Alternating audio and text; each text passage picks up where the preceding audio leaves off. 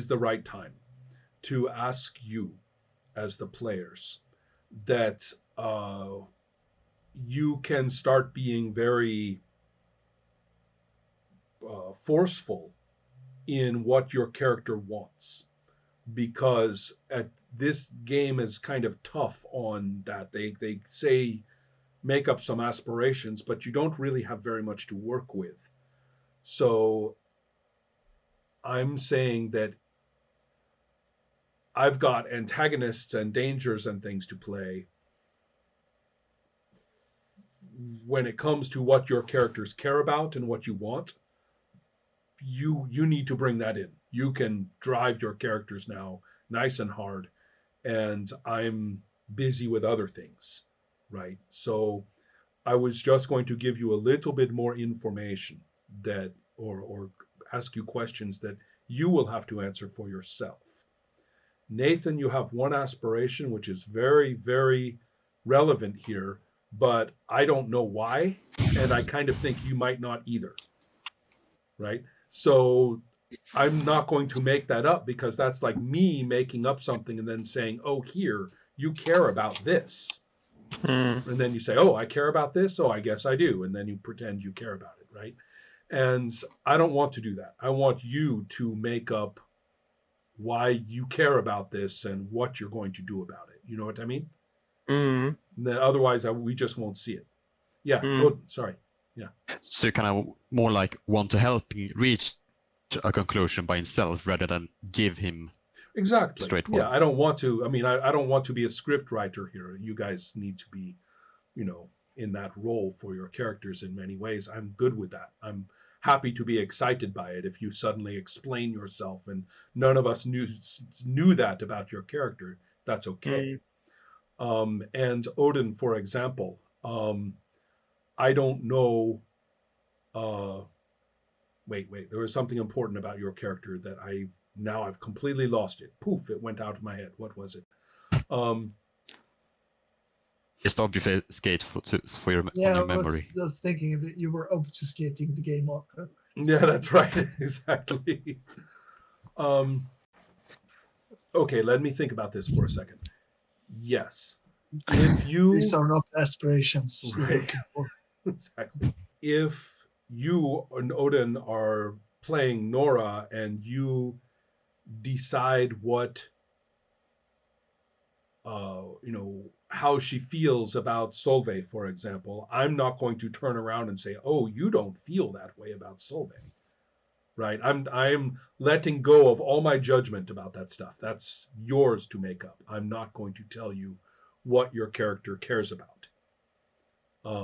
So that means each of you has to say, "Okay, I have that driving, I have that steering wheel. I'm going to, if I don't make my character care about this, Ron's not going to do it either, because I'm busy." So, um, so this is kind of the time where you say, "All right, there's some things we don't know.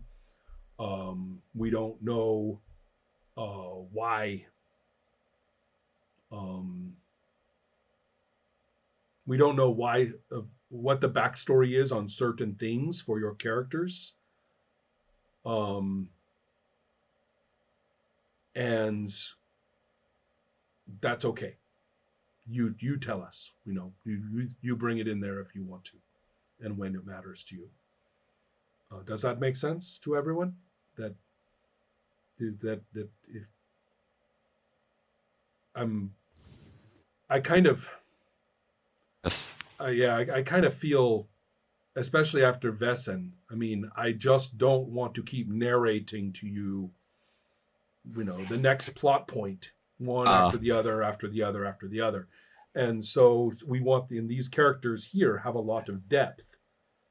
I mean, it's kind of melodramatic and adolescent, but that's okay. We can do that. Um, Go ahead and bring them, and we'll enjoy it. So anyway, that's all I really have to say. I'm not saying. I think everybody actually has been doing a nice job, but obviously I've been forced to bring in so much backstory just to get things rolling that now I want to give that up a little bit for your characters and let you pull it forward from now. Okay, everyone is thinking simultaneously. We get it, Ron. Shut up. So I will.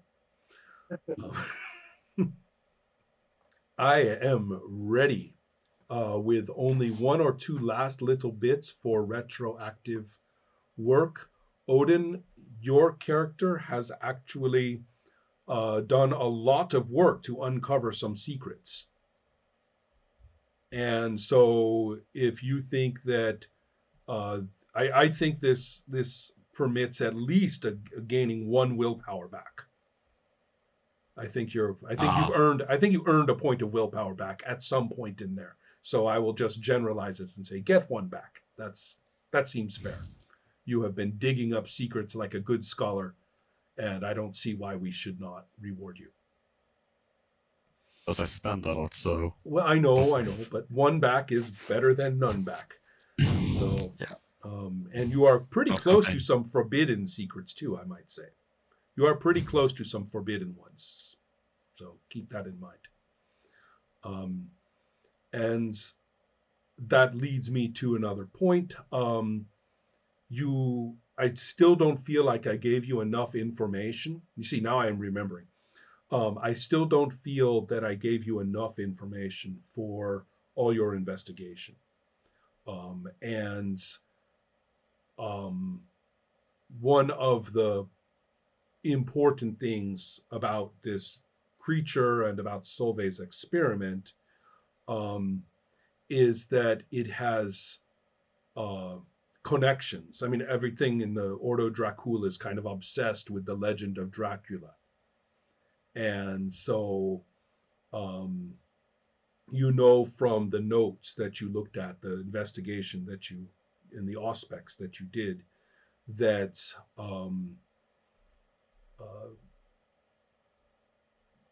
one of the reasons Solvay was talking to this dreadful, dreadful thing was for, the knowledge of whatever happens to Count Dracula. Right? It's related. This thing may know. At least Solvay thought this thing might know about Dracula in the modern day, which is kind of horrifying because Dracula is supposed to be like demigod vampire. It's in the Ordo Dracul, and this thing is like the devil incarnate. So who knows what that means. It is forbidden in the Ordo Dracul to have the thought that maybe Dracula wasn't vampire Jesus. That's kind of the Ordo Dracul thing, is that Dracula is sort of vampire Jesus and shows the way to become a higher being. And if you say, well, is that really a smart thing to assume? That is forbidden. That's just not the way to look at things in this. Vampire Jesus sounds like the name of my black metal band. If there is not a black metal band called Vampire Jesus, then the Scandinavians have really, really missed their chance. Yes. Yeah. We must make that band. We have to start that band. So anyway, I'm letting you know that forbidden knowledge in this case, Nora is not an idiot and recognizes that maybe Solvay should have been thinking more about forbidden things and less about allowed things to be messing with stuff like this. So if Solvay never questioned the legend of Dracula, ever. So that's the one thing I was trying to remember a few minutes ago to tell you about what you found out. Okay, at last.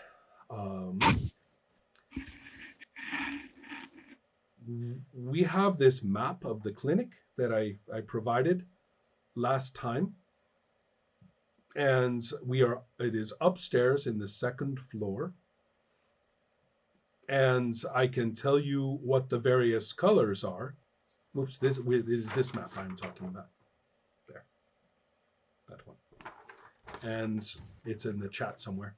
And so the pink area called the birthing room on the map has been altered so that the windows can be rolled back entirely, like a whole wall of windows can be rolled back entirely, and the rising sun will strike on this date right there. So at a particular time as the sun rises, yes. No, it. So at this particular time as the sun rises, for the moment of the experiment, the windows will be rolled back and the whole room will be filled with sunlight from the rising sun. So that will happen in that room, and that's where Solveig was to receive the rays of the sun after the experiment. Now, if you go around the edge of the building into this little room, the purple one, the wall has been knocked out between them. Okay, so that little purple room and its pink part that joins it are the wall has been taken away, and that's where Austin is. In the little corner room, the little rectangular part which is pink, Ansa, that's where all the super science is. All the super scientific equipment is there. And all the subjects are kept over where it says patient rooms. That's where the 5 subjects have been placed. And so this was all by the design, but there's this conference room as well. And I don't think anybody has really been using it, but if you need a place to write out the new experiment on the beautiful whiteboard, the conference room is the perfect place for doing that. So that is the layout up there.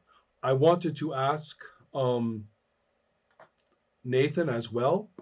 You had the opportunity that I didn't remember at the end of the last session to spend a point of vitae to make the driver and the other assistants just forget the whole thing, or to have them remember, for example, going somewhere else or anything like that. Do you want to spend a point of vitae to do that? There are people that we are owning in the way that they're working for us. They know us. It's not random people. We trust them, right? No, the people who did the driving and things like that, they were just hired people. You had to dominate them in the first place just to keep them going. But they will still have their memories of doing this in detail. Then I want to eat them. I don't want to make them forget. Let's just have a feast. Oh, I see. Okay. Well, that will be humans and us. I see. Okay. That will be an interesting option. So if is that what you guys want to do, is to simply and to simply feed upon the driver and the I guess it would be the driver primarily. That's the only one? I don't see that I have spent that much vitae. Yeah, but me neither, but it's not the point. I mean, of course I would join you in at the dinner table, so to say, but I will not be. There's no. I will not. I don't need that much. I'm not hungry, but I'm of course polite and. Well, let's go then to to the right situation. At this point, the job is to get the. Oh, sorry, Odin. Go ahead. Should we maybe over where and when we are right now? I completely the- agree. I completely agree. We know because how we are, so we know where we are in like characters' minds. I and that, completely what- agree about that. That's precisely what I'm thinking of. At the same time as I was trying to find the page, here we are, finally, about the embrace. Now that my left hand has found the page, my right hand can go back to this. So let's be clear. We are talking about the very dark night in very early morning, but it is later than you want. For purposes of this experiment and this entire activity, you are a little bit late. The night has been much more complicated than anticipated. So we are moving to past 3 a.m. at this time, moving past klockan 3. So that means that the time to get this experiment properly in place is getting tighter, especially because the experiment has been altered. So that's the first thing. So right now we are at the point where the patients, like I said, the patients are docile. They are easily dominated. Hans has to be there to do it, but it's pretty easy to get them into this clinic, but they have to be taken up to the second floor and put into their right rooms and things like that. And so Hans is kind of busy. He's the only one with this dominating quality. So that task is, if anyone is helping him with that, then they are busy too. My only concern is the driver. I mean, you could just let the driver go. I mean, and say, let him. You're just taking the risk that he'll say, yeah, that was really weird, and be able to describe, for example, Hans and Nora.